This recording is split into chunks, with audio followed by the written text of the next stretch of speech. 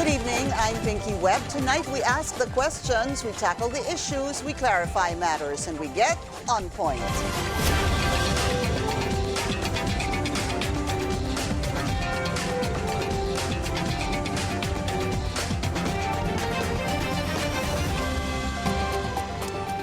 Years after his unsuccessful bid in the country's presidency, he's now back to reclaim the Manila mayoral post.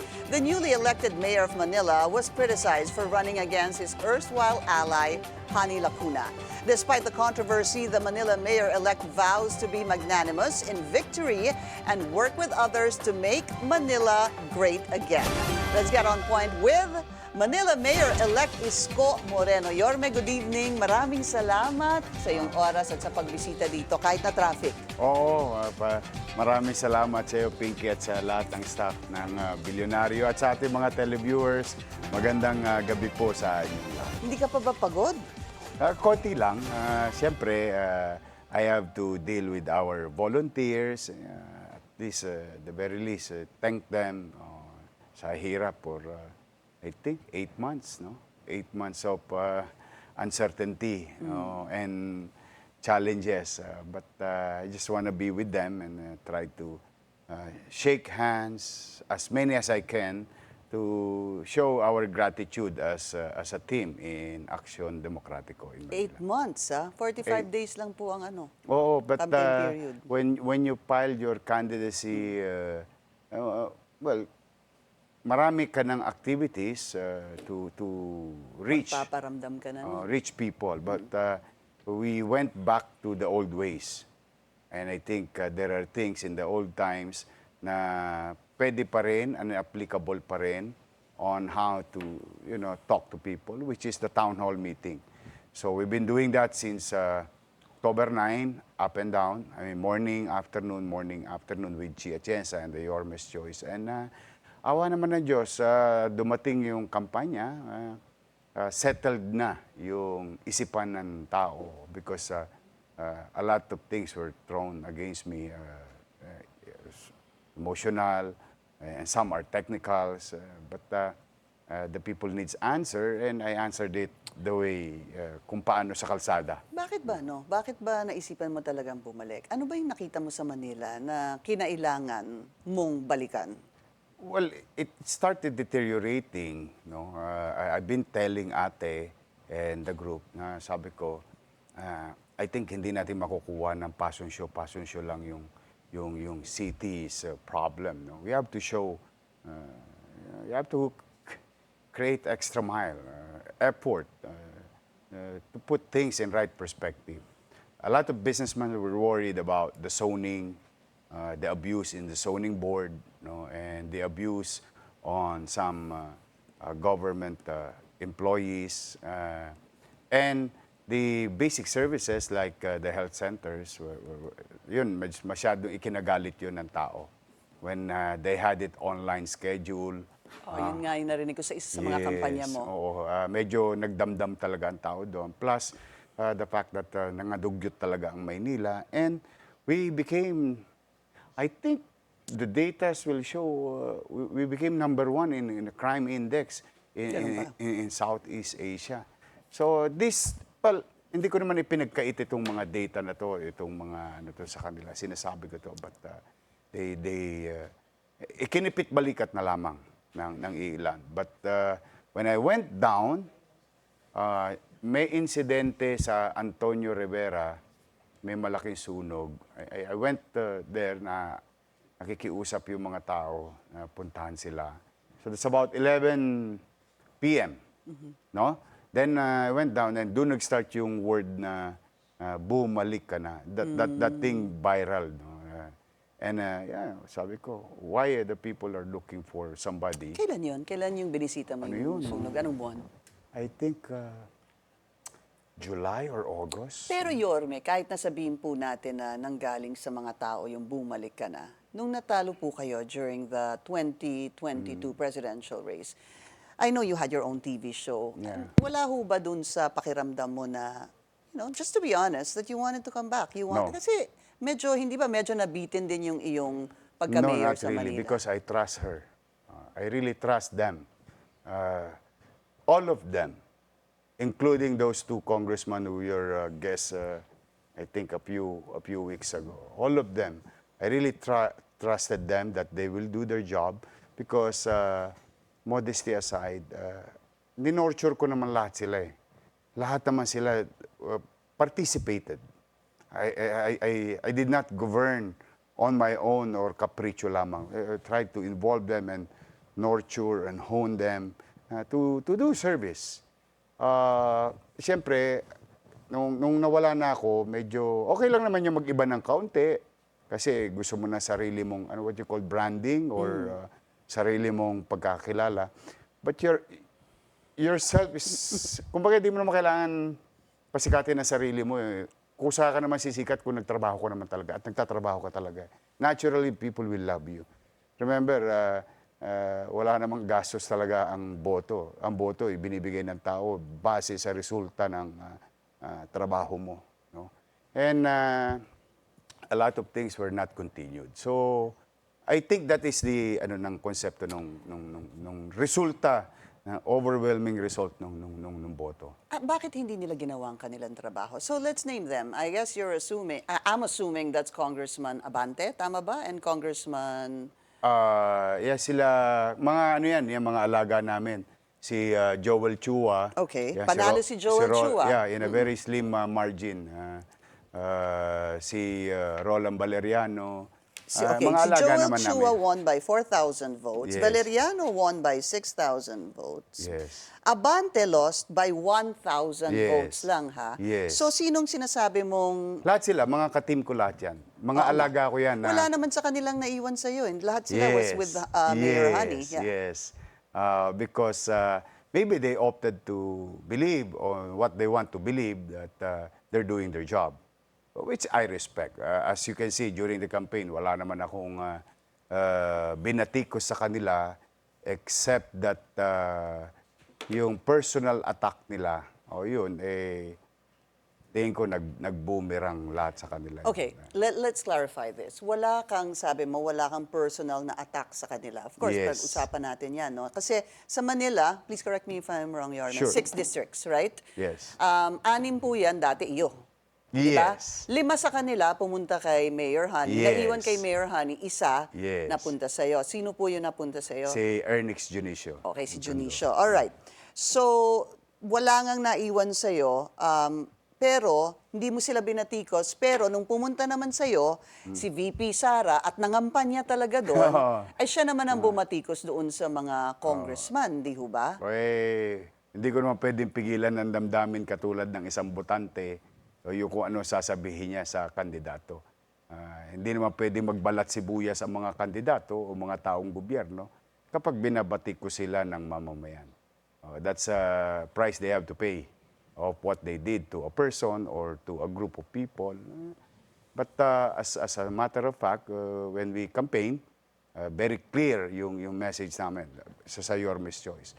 Sabi ko, magsabi na lang kayo ng gagawin ninyo kung kayo'y papasok. At kung kayo naman ay pabalik, you just tell them what you did and let the people decide. And awa naman ng Diyos. So, yun naman talagang nangyari.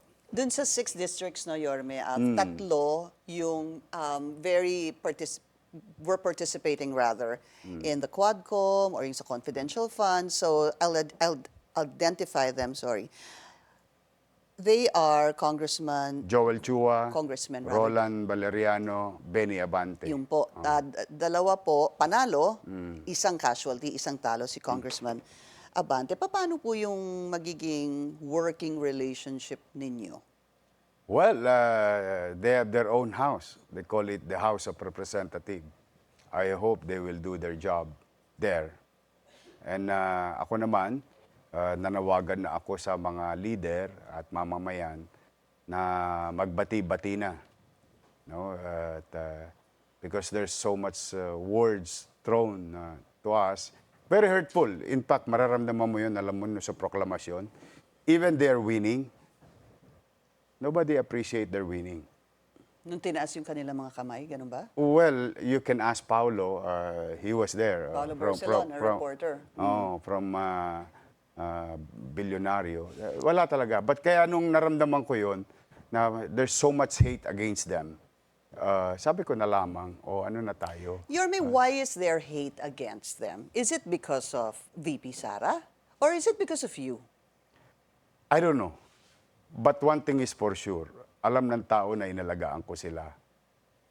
At we nurtured them and gave them a chance, and they opted to gang up on me. I think yun ang... More sa'yo? Hindi ko alam. Kasi it's a fluid. I cannot just monopolize feelings and baka meron ding galit about what they did to Duterte family, the abuse of authority being done to the Duterte family by them.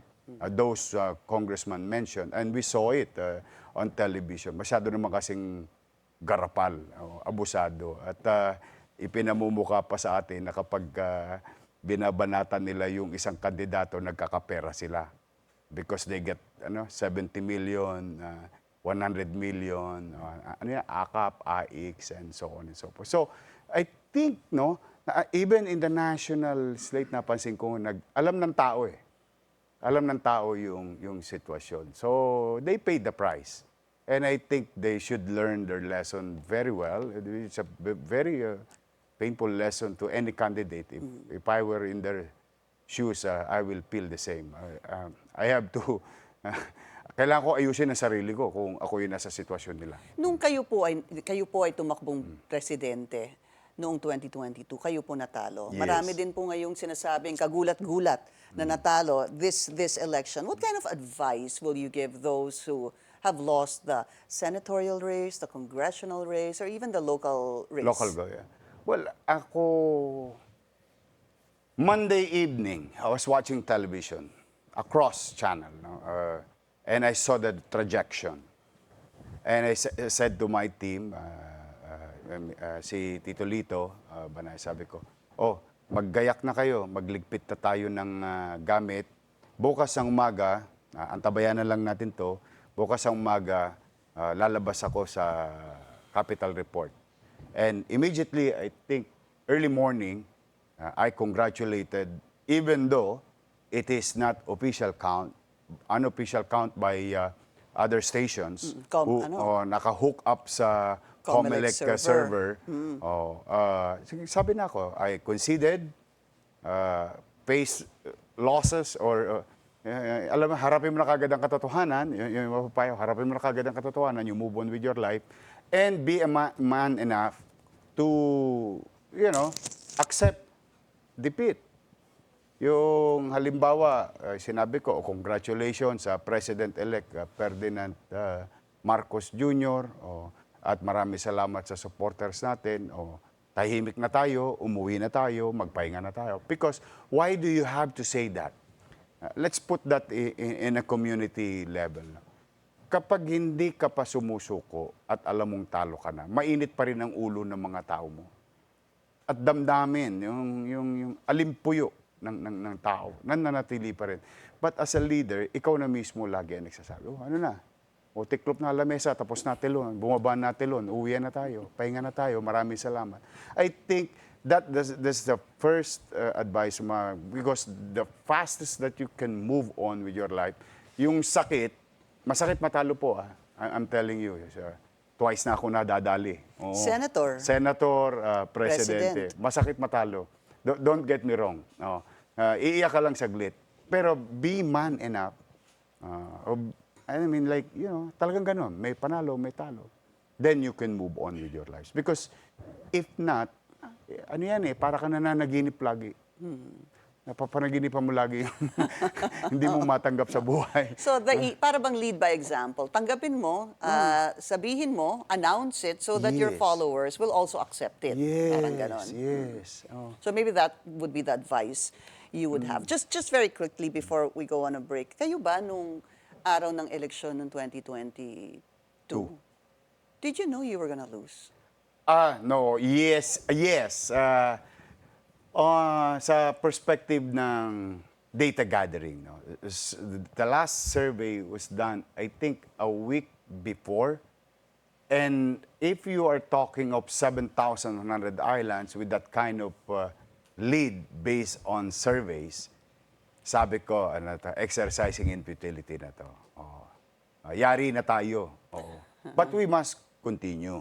Because sabi nga, fight is a fight, hanggang dulo, ilaban natin. If you believe on something, hanggat hindi naman tapos, at hindi pa naman nagpapasya ang utaw, tuloy-tuloy lang. But nakita na namin yon. Sabi ko, hindi na tayo makakaikot ng Pilipinas. Kulang na to sa oras, hindi natin aabutin. And that the same thing happened to Manila. On April 23, Okta Research came up with 63% sa atin, 18% kay ate, doon sa pangatlong kandidato, 16%, no? Alam mo, lumabas sa eleksyon ng based sa Okta Research, no? Publicly it was published. 60, 21, 17. Kasi plus minus 3 yan Yeah. ang margin. So, nakita mo yung ratio, nandun na siya. Kumbaga, yun din halos yung lumabas. So, yung experience namin of losing, feeling losing ahead of time and feeling winning ahead of time, pareho yung pakaramdam. Talaga. Oh, talagang ganun na pag-olats. Pagka panalo, salamat sa Diyos. Was there anything that you learned from the 2022 elections na nung umpisa, maraming nag-iisip na ang lakas ng pag-asa mo? Parang isa ka sa mga top choice nung umpisa nung kampanya. Pero bumaba ka Nagkaroon ka ng downhill, kumbaga, na projection, ano? So, was there anything you learned from that campaign that you had to implement in this campaign to be able to make sure you would win? Kasi I took, somebody lied. That is a fact. You took what? Basta, somebody lied. Somebody lied, In front of me. Nagsinungaling. Sa akin. And I took that personally and brought it to the campaign. May nagsinungaling sa'yo. Sino yun? Basta, wala na yun. Sabi ko kasi, pass is pass Sino yun? Sino yun? Somebody, basta ito lang yun. Para for the sake of our people. Total, wala naman na yan. Oo. In fact, yung iba nga dyan, tinulungan ko pa nitong halalan. Hindi ba ikaw nagsinungaling? No. Di ba sinabi mo hindi ka tatakbo? Yes. Oh. No. You're asking, no. You are asking what kind o anong mga leksyon Lessons. na pwede kong natutunan noong 2022 na hindi ko na in-apply o in-apply ko. No, meron akong ginawa. I took it personally because in front of me, in this long table, on the other side of the table, somebody lied. Ay, alam ko na. Somebody Sinasabi lied mo, in that conversation. Babae ba yun? Basta when I Babae left, ba yun? when I left, I took that personally and Nagalit ka ata nun. Hindi, kasi ano lang, medyo pagpapasensya nyo na ako, Pinky Misa. Misa magaspang lang talaga ako. But it doesn't mean I'm really a bad person. It's just that masakit lang pag sinungalingan noong ikay harap-harapang pinagsisinungaling. Okay. That lesson, pagdating dito, wala na, ako, nanamlay ako. Sabi ko, hindi, sa taong bayan na lang ako makikipag-usap. At least sa taong bayan, totoo. Pag ayaw sa akin taong bayan, iismirang ka lang Pagka gusto ka naman ng taong bayan, katulad yung mga lolo't lola ko, mga lolo't lola ko, I heard what you did during Monday's votation. Anong nangyari? Di ba, boboto sila, maaga. Matutuwa ka naman doon sa mga matatanda. Dahil? Ayaw nilang pahawak sa BEI. Baka They daw wanted to mabago yung protect boto nila their sa akin. ballot, no? Inakyat pa nila sa third floor. Talaga? Marami. It's a simultaneous report. So that's why mga lolo't lola ko, I love you. Thank you very Pero much. naging, nung mayor ka, I remember one of your campaign promises was really to get them jobs. Tumatak kasi sa akin yun, Yorme, kasi sinasabi mo before, nangangampanya ka pa lang nun, may video ka nun that you wanted the private companies to employ, I don't know, 20% ba yung sabi mo? At the very least. 20% na senior citizens. Yun yung iyong way para magkaroon ng trabaho naman yung mga... Those who are able, Yeah. those who are able, still functioning, mapapakinabangan nila sa hanap buhay nila, ay bigyan nila ng pagkakataon. Because the Japanese is doing it, the Taiwanese is doing it.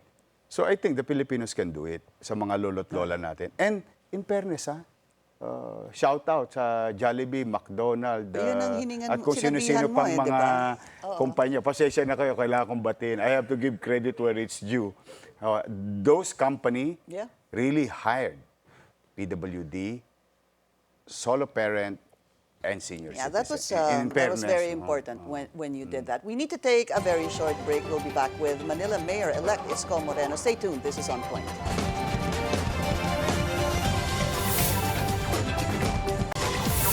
You're watching On Point, still with us, Manila Mayor-elect Isko Moreno. Just very quickly, because we need to move to other topics, no, Yorme. So yung sinabi mo ngayon, I need to ask you this because ikaw din ay nangako na hindi ka tatakbo, di ba? Yes. I know sinagot mo na to, but kailangan ko lang ulit tanungin. You went back, you didn't honor your word also to your vice mayor back then. Na naniwala na nasa kanya na ang mayoral post at hindi ka na babalik. Tama naman yun. In fact, alam din niya eh. Alam niya yung mga schedules namin eh. That I am retired. She knows it. In fact, I told him so many times. Trying to give her data as a matter of concern at malasakit sa kanya. Kaya lang talagang hindi niya kinaya yung mga nakapalibot na congressman. She were made to believe that she's doing okay.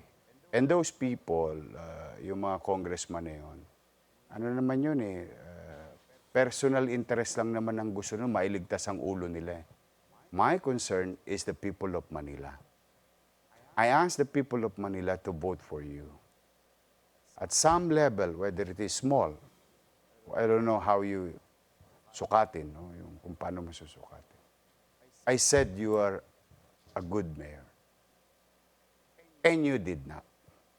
Anong mukha naman ang iharap ko sa mga taga-Maynila na ipinagpariwara ko sila? So would it be right to say you were very disappointed with the performance? Yes. Very disappointed, Yes. ganon? Yes.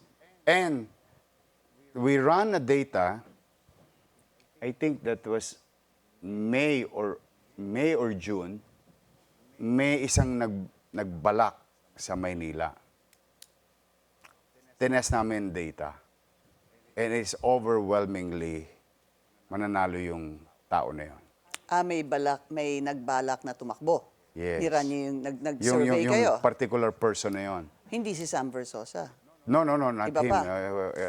I think si Amy Marco? No. Hindi. Basta somebody. We ran the numbers, then overwhelmingly, iboboto yung tao na yun.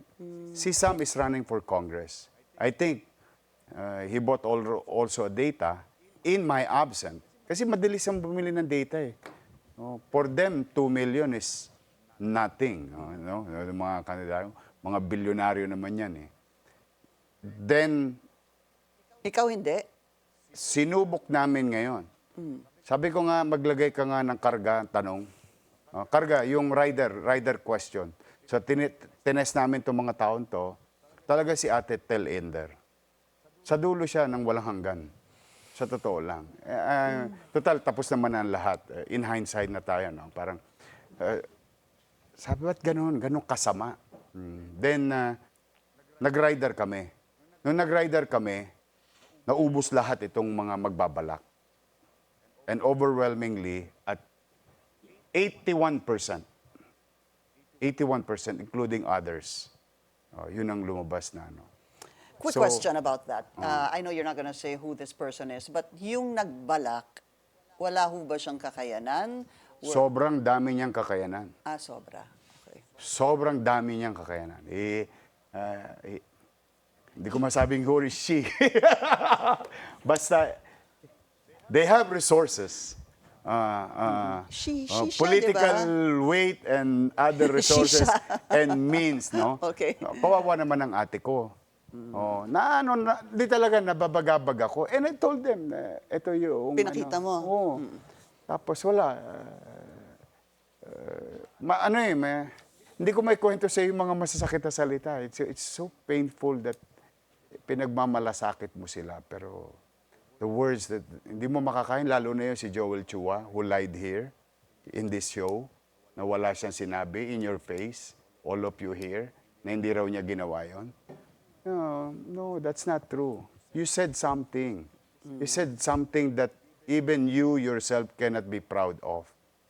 To me. Okay. I'm Alright. just si Letlet. I'm just si Letlet. Ayan, oo. Buhay pa si Letlet.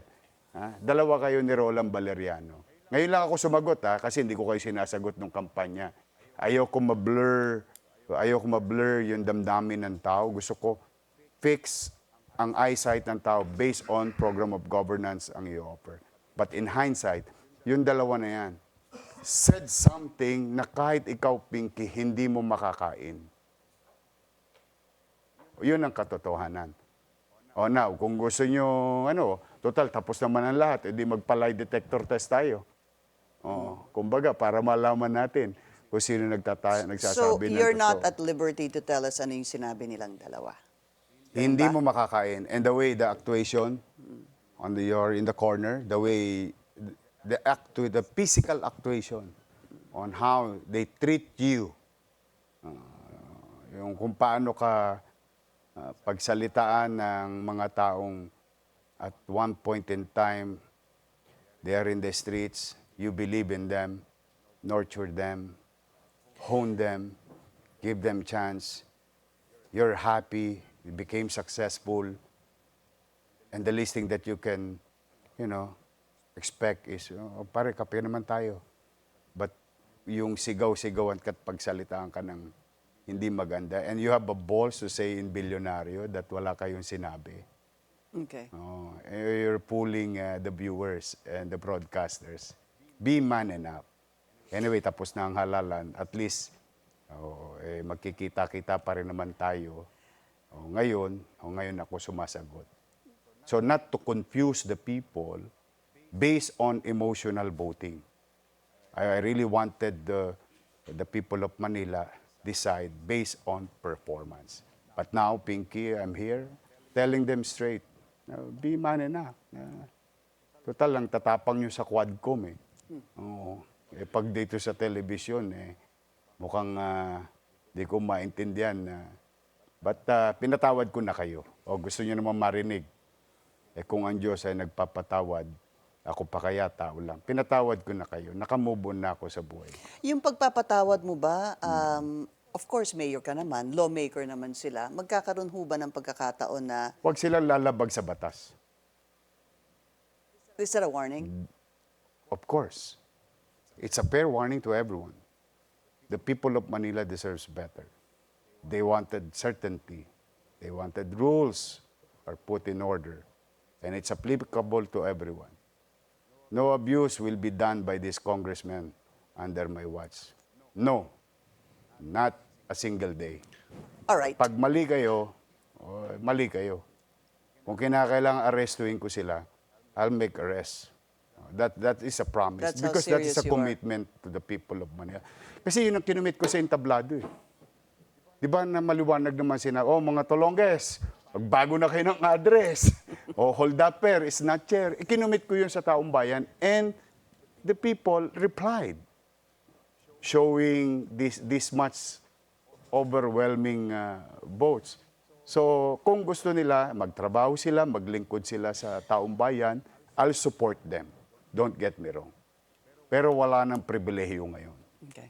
Pantay-pantay lang tayo. Just very quickly, no? So, Vice Mayor Chi, Atienza ang iyong magiging kasama dyan sa City Hall, no? And your son, Joaquin, di ba parang, did he garner the most number of votes as well? Yes, so far. Salamat sa mga taga-Tondo na yung overwhelming support ninyo sa anak ko. 23 anyos lang yun. 23, yeah. But I got elected also at the age of 23. Ganun ba? We have the same record now.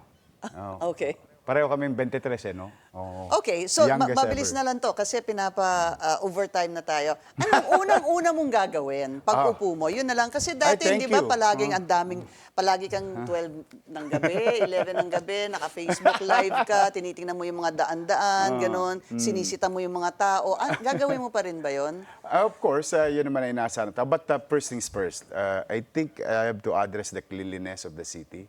Talaga nangadugyot kami. Ang tao talaga nagre-reklamo, hirap na hirap magtapon ng basura, ang basura nakakalat. Yung mga tolongges, yung snatcher, yung mga petty crimes happening every single day.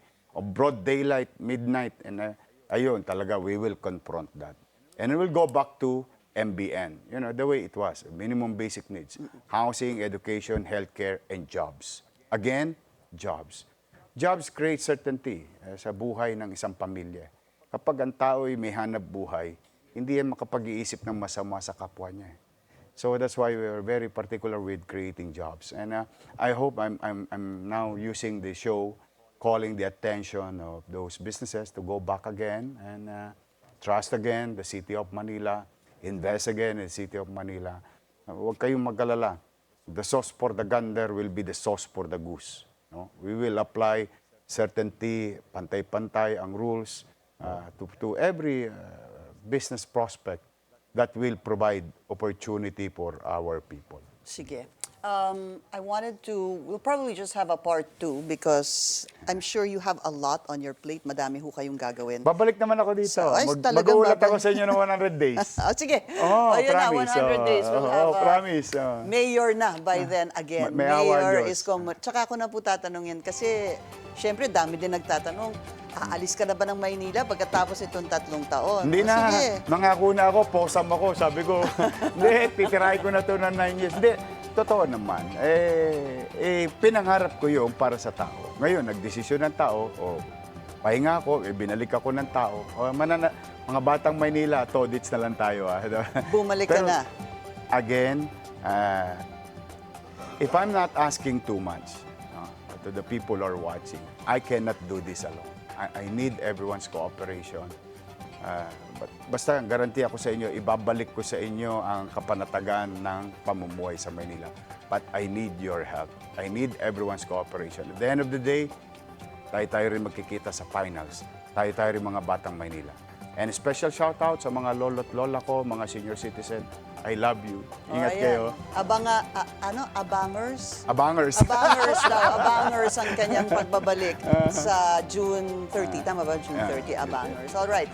And we'll have him again after 100 days. Maraming salamat. Thank you, Pinky. Mayor-elect Thank you sa inyo lahat. Isko Moreno or Yorme. Thank you. That's On Point. Join us again tomorrow, 7:30 p.m. here on BNC, the Billionario News Channel. I'm Pinky Webb. Thank you for watching.